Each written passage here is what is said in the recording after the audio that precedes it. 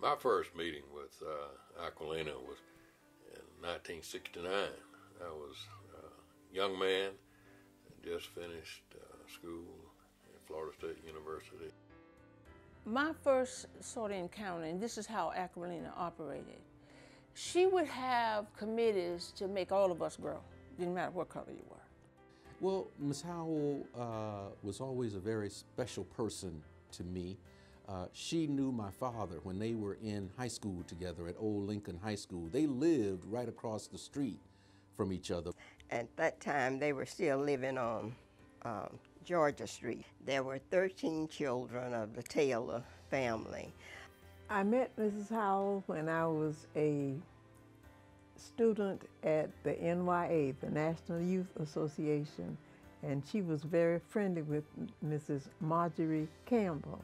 And Mrs. Campbell had a group of us to go over to her house and meet her.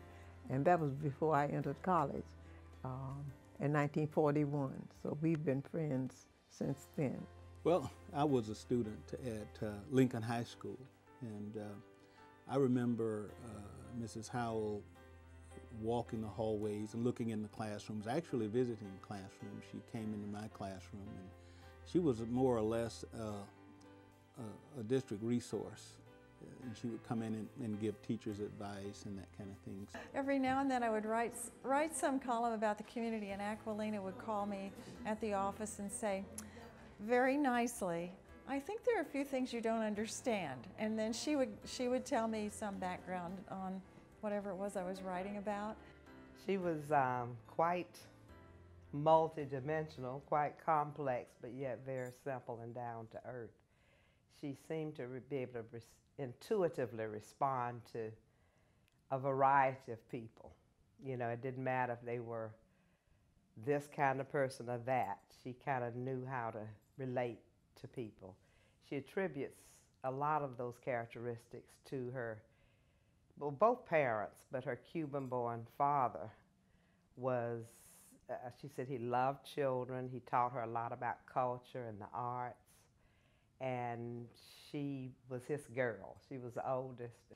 Mama was from Tallahassee. She was born out on the old Beard Place and was trying to go to school between children and was teaching. Long and then they let you teach if you just had an 8th grade education, but you still had to go to school in order to continue to teach, which is what she did. Her mother was a very kind of stern type person, so they balanced each other out in a sense. And I think she got her gentle spirit from her father. Aqualina was just a delight, is the best way I can describe it.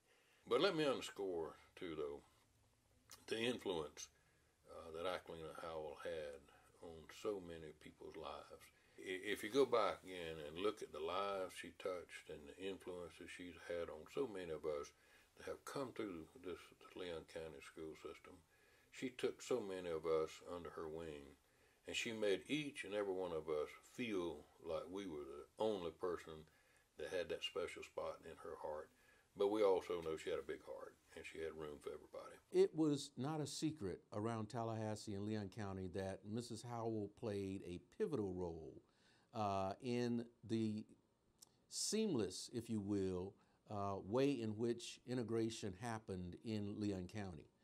She helped pave the way for the integration of the schools and minimized any of the disruption, the violence, if you will, that occurred in the schools during that time.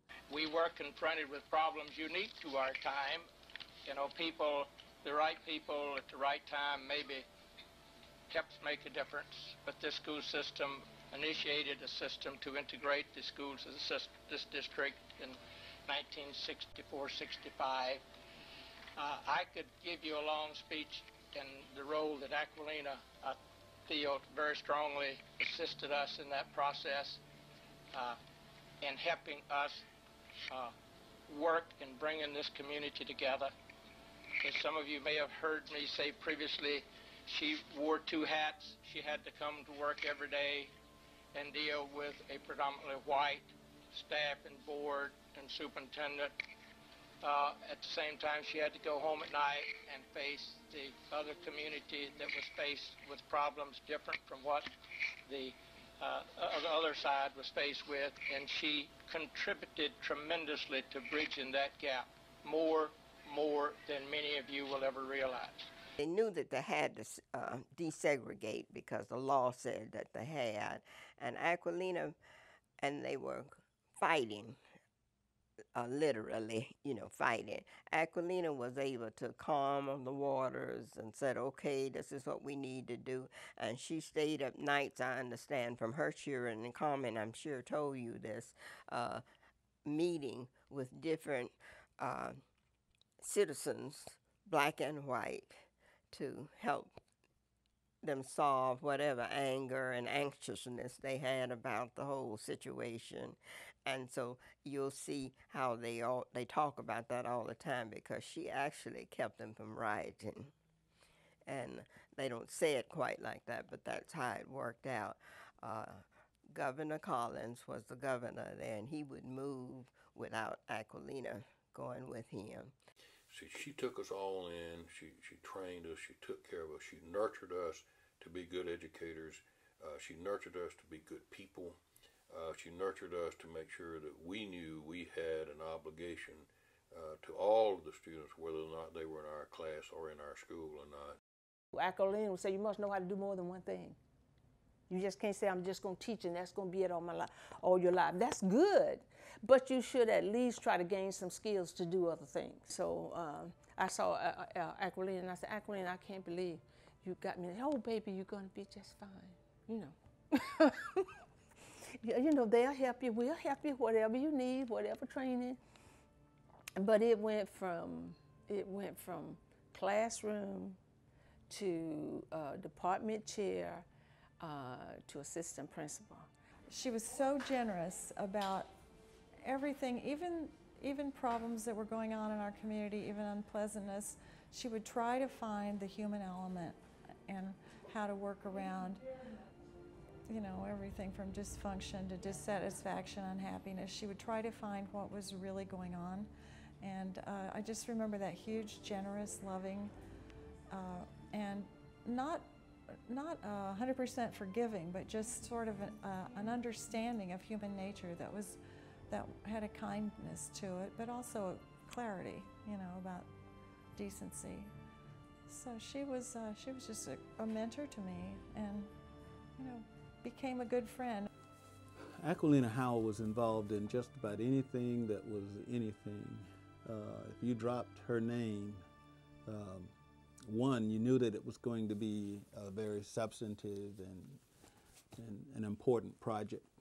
I'm deeply honored and touched by this adulation and reminiscence of the times that we spent together, and very grateful. And as the paper stated, it's like icing on a cake, because I truly enjoyed working. I'm thinking about my husband. He used to say, you're a woman of a few thousand words.